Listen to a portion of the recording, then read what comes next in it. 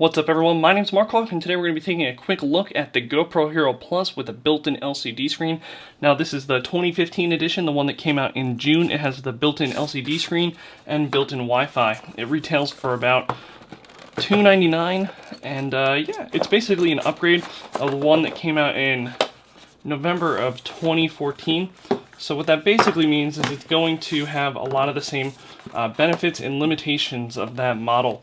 It has a case that it sort of is locked into right out of the bat. It cannot be removed from this case, but it does have this sort of matte black design, so it's a little easier to hide, a little more obscured. Again, the big selling point on this one is that we're going to have a built-in touch LCD screen.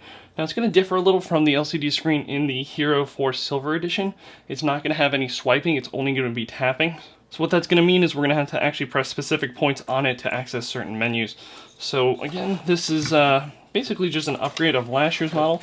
We have our quick start guide, we have a few other accessories in here. So the camera is going to come equipped with a built-in battery that we can't replace whatsoever. It's going to give us a longer lifetime, but once the battery is dead, we're going to have some external power source. Let's just get this box out of the way. We're actually having a new cable now because we're no longer using the USB-B sort of input. We have a USB micro now, which is kind of good. So moving forward, I would say it's safe to assume that most new GoPros might actually adapt the micro USB slot. So that's everything for the box. It's a nice sort of standard cardboard box that they usually give for the Hero series. Here we have our sort of sticky and adhesive mounts. What we have here is one of our touch backpacks. Now, these are fully water submersive and can be interacted with on the back. There's a little sort of adhesive that we can just peel off here. Again, this is waterproof, but it's not as waterproof as the actual hard shell back. And this is our open back. Now this one you would put on is if you're at a concert or somewhere where audio matters, or maybe you want to get audio but you want to add a little bit of extra protection to your GoPro Hero. So if you're doing like motocross or something like that, and you're not too worried so much about the dust, but in case you take some rocks hitting it and stuff like that, but you still get that engine sound. That's what this case is for. It's, again, you can interact with the screen, but you can interact with the screen on this one. It's just going to be a little muffled. Again, we have a couple quick start guides, we have our GoPro Hero stickers, and we have a safety information sheet. Get that out of the way. Now I'm hoping this will come with a little bit of power here. So we'll boot this on by holding this button. Cool. So on the GoPro Hero Plus, the micro USB slot and the micro SD card slot are now on the left as opposed to the right side. And this can actually be used to charge the camera while it's recording, just in case you're low on battery. And then our micro SD card slot supports up to cards up to 64 gigabytes of RAM. Now we'll just darken the camera down here so we can see the LCD screen. We'll just quickly run through this. So we have our touchscreen here, and it is only a touch. Unfortunately, there's no swiping, so we can't swipe from the bottom or the top to get to our settings. We have to press these little physical icons here. So we'll use this one on the right to change our modes. So we can quickly do that and go through all of these real fast. So we'll put on video here, and then we'll press this little wrench icon when we want to change our settings on that mode. So for resolution option, we have 1080p, 720p with super view, and 720.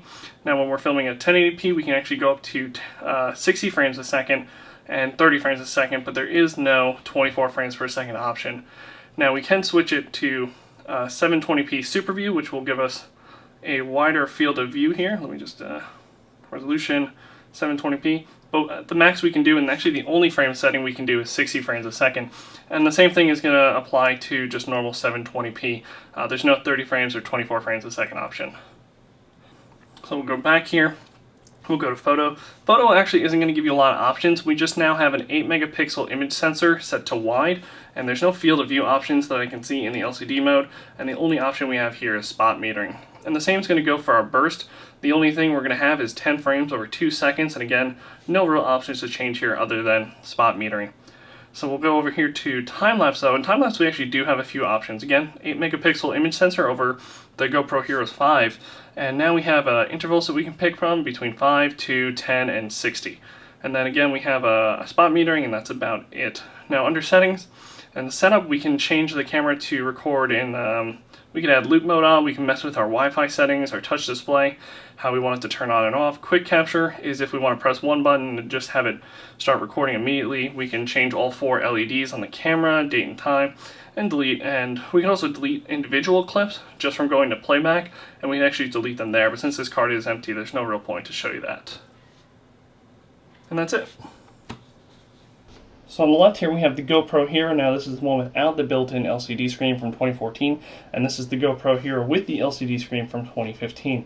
The big difference right from the front that you can see is on here we have a little plus symbol, which makes you kind of think it was maybe called the Hero Plus. So we have the Wi-Fi button here on the left, which is missing from the Hero itself, and then if we spin around to this side, everything's pretty much identical. And then if we take a look on the back, again, we no longer have the LCD screen, but we also have the sort of ports mix. So the micro USB and the micro SD card slot there. While on the Hero Plus, we'll call it just to be a little simpler, we have the LCD screen, we have the micro USB, and we have the micro SD card slot there.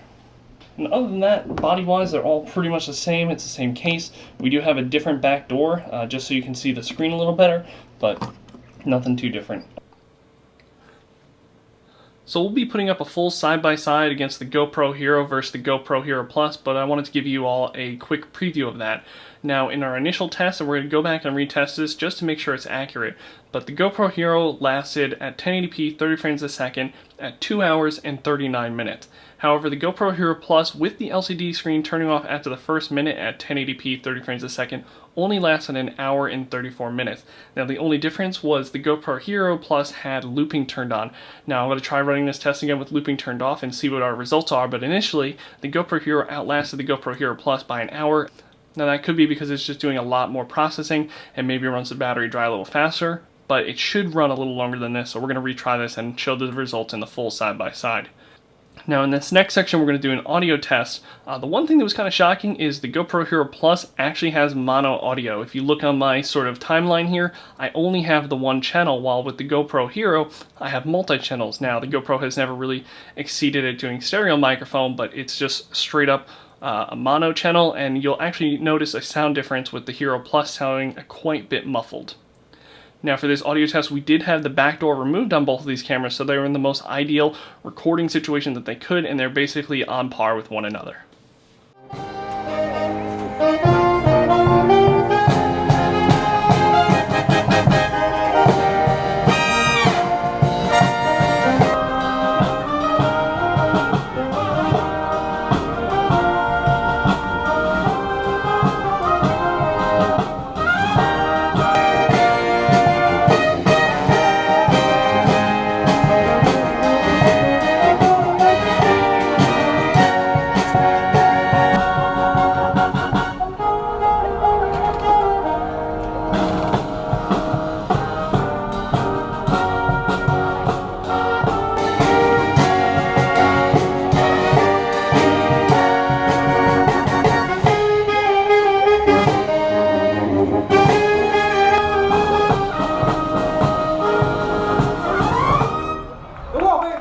Now when it came to video quality, we actually did notice a very noticeable increase in quality in the Hero Plus edition.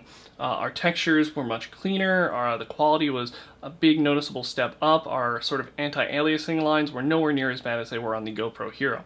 The GoPro Hero had a tendency to be somewhat sort of muddy and had very bad anti-aliasing in spots, and it was also had this weird tint of green. The GoPro Hero had this much more neutral tone. It wasn't overly saturated in some areas, but it definitely does give the picture a nice pop on both of these cameras, but I definitely leaned more towards the GoPro Hero Plus.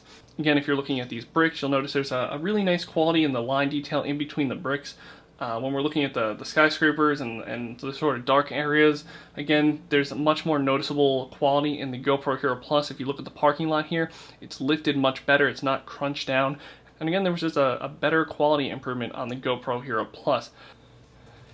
Anyway, that wraps up our quick look of the GoPro Hero Plus edition. Let us know what you thought in the comments section below. If you have any questions, you can send me an email at markhawkcam.com, or again, just leave it in the comments section below. And if you found this video helpful, please like and share it. It helps me immensely. Anyway, I'm Mark Hawk, and I'll see you guys out there.